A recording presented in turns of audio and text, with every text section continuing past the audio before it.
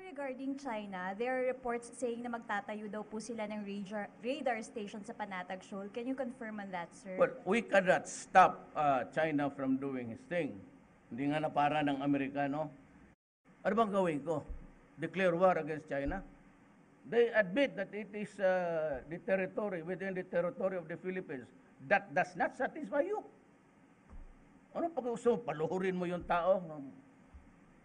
Ngayon, pag ayaw nila, then I will ask the Navy to bring me to the nearest boundary dyan sa Spratly, Scarborough.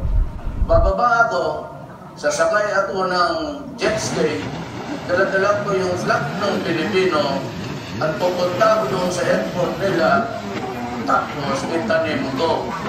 Then I would say, this is ours, and do what you want to do with me. Bahala na kayo. I would state that claim. And if they want to